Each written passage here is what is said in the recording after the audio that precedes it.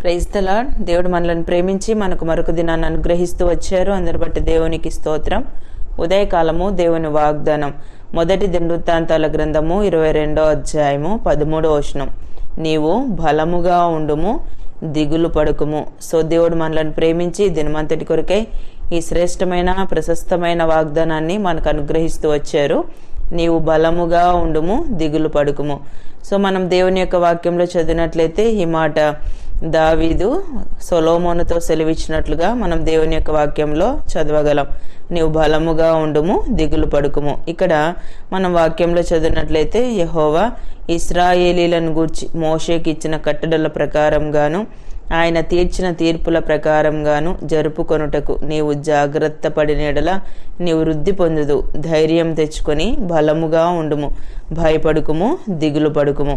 ఇక్కడ మనము 12వ వచనం కూడా చదివితే, నీ దేవుడైన యెహోవా ధర్మశాస్త్రమును నీవు అనుసరించినట్లుగా యెహోవా నీకు వివేకమును తెలివిని అనుగ్రహించి ఇశ్రాయేలీల మీద నీకు అధికారము దయచేయనుగాక. సో ఎప్పుడైతే దావీదు మహారాజు తన కుమారుడైన సొలొమోన్ని ఈ విధంగా ఆశీర్వదిస్తూ వచ్చాడు, ఈ విధంగానే ఆశీర్వదించబడినట్లుగా మనం దేవుని యొక్క వాక్యంలో చదవగలం. ముందుగానే చెప్తూ వచ్చాడు దావీదు, నీకు వివేకమును తెలివిని అనుగ్రహించాను. అంటే దేవుడు నిజంగానే వివేకాన్ని తెలివిని అనుగ్రహిస్తూ వచ్చాడు. దేవుని యొక్క మందిరం కట్టుట కొరకై సో దేవుడు సొలొమోన్ని వాడుకున్నట్లుగా మనం దేవుని యొక్క వాక్యంలో చదవగలం. ముందుగానే దావీదు సొలొమోన్తో ఈ విషయాలన్నీ కూడా బయలుపరుస్తూ వచ్చాడు. ఆ ప్రకారమే దేవుడు జరిగించినట్లుగా మనం వాక్యంలో చదవగలం. ఎప్పుడు దేవుడు అనుకున్నది మన జీవితంలో నెరవేర్చగలడు అంటే మనము వాక్యంలో చదివిన రీతిగా దేవుని యొక్క అంటే కట్టడల ప్రకారంగాను ఆయన తీర్చిన తీర్పుల ప్రకారంగాను జరుపుకొనుటకు నీవు జాగ్రత్త పడినట్లా నీవు వృద్ధి పొందుదు. ఎప్పుడైతే దేవుని యొక్క ఆజ్ఞలు, దేవుని యొక్క కట్టడలు దేవుడు చెప్పినట్లుగా మనం చేయుటకు జాగ్రత్త పడి చేయగలుగుతామో అప్పుడే మన జీవితంలో సెలవిచ్చిన వాగ్దానాలు కూడా దేవుడు తప్పకుండా నెరవేర్చారు. సో మన పితరుల జీవితంలో నెరవేర్చినటువంటి దేవుడు వారు కలిగి ఉన్న అదే దేవుణ్ణి మనం కూడా కలిగి ఉన్నాం. మనం కూడా అదే దేవుణ్ణి సేవిస్తూ ఉన్నాం. చాలాసార్లు అంటే మనం ఆ పితరుల లాంటి విశ్వాసం మనలో కనపరచలేనప్పుడు, సో దేవుడు ఇచ్చినటువంటి వాగ్దానాలు మనం స్వంతం చేసుకోలేనప్పుడు మన ద్వారా దేవుడు గొప్ప కార్యాలు చేయలేడు. అందుకే ఉదయకాలం దేవుడు సెలవిస్తూ ఉన్నాడు మరొకసారి, నీవు బలముగా ఉండుము, దిగులు పడుకుము. సో ఉదయకాలం నీకున్న బలహీనమైన పరిస్థితులను బట్టి, సో అది అనారోగ్య పరిస్థితులు ఉండొచ్చు, ఆర్థిక ఇబ్బందులు ఉండొచ్చు, కష్టతరమైన పరిస్థితులు నువ్వు ఎదుర్కొంటా ఉన్నావేమో, ఒకవేళ నిరుద్యోగ స్థితి ఉండొచ్చు, రకరకాల పరిస్థితులు నీ చుట్టూరా ఉండి ఆ పరిస్థితులను బట్టి నీవు బలహీనరాలవై అంటే బలం లేని వాడవై దిగులు పడుతూ ఉన్నావేమో. దేవుడు ఉదయకాలం మనకి జ్ఞాపకం చేస్తున్నాడు. దావీదు సొలొమోన్కి ఏ విధంగా అయితే ధైర్యపరుస్తూ వచ్చాడో, సో అలానే దేవుడు మనతో కూడా ఉదయకాలం మాట్లాడుతూ ఉన్నాడు, బలముగా ఉండుము, దిగులు పడుకుమని.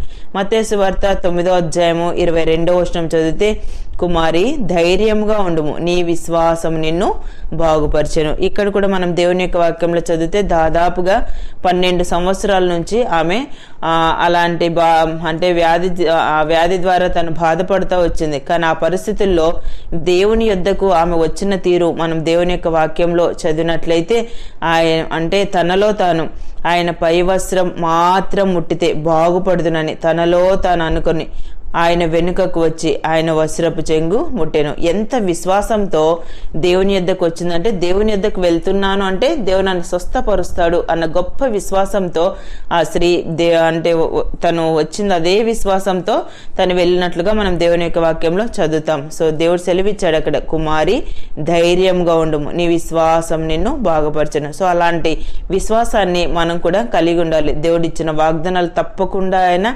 నెరవేరుస్తాడు. మొదటి సమయాల గ్రంథం 22వ అధ్యాయం 23వ వచనం చదివితే, నీవు భయపడక నా యొద్ద ఉండుము, నా యొద్ద నీవు భద్రంగా ఉండువు. ఈ మాట అబ్యాతారుతో దావీదు సెలవిస్తూ వచ్చాడు అనమాట. అంటే అక్కడ సౌలు అంటే ఆ పని వాళ్ళంతా కూడా వీరు యాజకులను చంపుతూ వచ్చినప్పుడు ఆ పరిస్థితుల్లో తప్పించుకొని దావీదు యొద్దకు తను వచ్చినట్లుగా మనం వాక్యంలో చదవగలం. అలాంటి పరిస్థితుల్లో దావీదు అబ్యాతారును బలపరుస్తూ ఉన్నాడు అనమాట.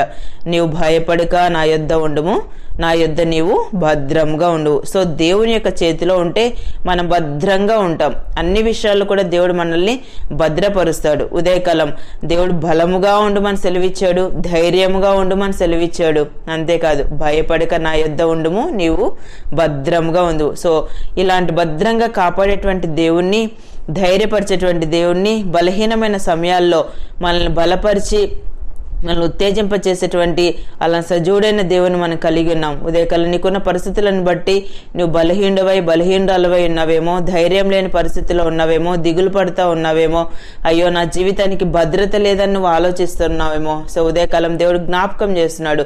సో భద్రపరిచే తన యొక్క హస్తాల్లో దేవుడు మనం భద్రంగా కాపాడేటువంటి దేవుని మనం కలిగి ఉన్నాం. ఏ విషయాన్ని బట్టి కూడా మనము చింతించిన అవసరం లేదు. దేవుడు చక్కని గైడెన్స్ ఇచ్చి అన్ని విషయాల్లో కూడా మనల్ని ఆయన నడిపిస్తాడు. ఉదయకాలం నువ్వు పనిచేస్తున్న స్థలాల్లో, సో నువ్వు ఎక్కడున్నా కూడా నువ్వు ఎలాంటి పరిస్థితులను నువ్వు ఫేస్ చేస్తూ లోపల దిగులు పడుతూ ఉన్నావేమో, ఏంటి నా జీవితం అని ఆలోచిస్తూ ఉన్నావేమో. సో రకరకాల పరిస్థితులు అంటే యాక్చువల్గా మనము జీవితంలో సంభవించేటువంటి ప్రతి పరిస్థితిలో ఎవరికి తగినట్లుగా అనేకమైన సమస్యలు గుండా వెళ్తూ ఉంటారు. కానీ ఆ పరిస్థితులన్నిట్లో కూడా దేవుని యొక్క సహాయాన్ని మనం కోరుకుంటూ వచ్చినప్పుడు దేవుడు ప్రతి పరిస్థితిలో మనల్ని బలపరుస్తాడు, ధైర్యపరుస్తాడు. అంతేకాదు భద్రపరిచేటువంటి దేవుడు కూడా అన్నమాట. ఉదయకాలం సో దావీదు సొలొమోను బలపరిచినట్లుగా దేవుడు కూడా దేవుని యొక్క వాగ్దానం ద్వారా మనల్ని బలపరుస్తూ వచ్చాడు. సో నీకున్న పరిస్థితులన్నింటిలో కూడా దేవుని యొక్క వాగ్దానాన్ని జీవితానికి అన్వయించుకొని ముందు కొనసాగినట్లు ప్రభు సహాయం చేయను గాక. ప్రార్థన చేసుకుందాం. ప్రియమైన తండ్రి, మీకు వందనాలు. యేసయ్య, మమ్మల్ని ప్రేమించి మాకు అనుగ్రహించిన శ్రేష్టమైన వాగ్దానాన్ని బట్టి స్తుతిస్తున్నాను ప్రభా. నీవు బలముగా ఉండుము, దిగులు పడుకోమని సెలవిచ్చారు. ఉదయకాలం నిత్య జీవపు మాటలు వింటున్న మీ ప్రజలందరినీ కూడా జ్ఞాపకం చేసుకోనండి. మీ వాగ్దానం ప్రభా మీ ప్రజల జీవితంలో నెరవేర్చి సహాయపడుతూ రావాల్సిందిగా కోరుతూ యేసు ప్రభు నామమున ప్రార్థిస్తున్నాను తండ్రి. ఆమేన్.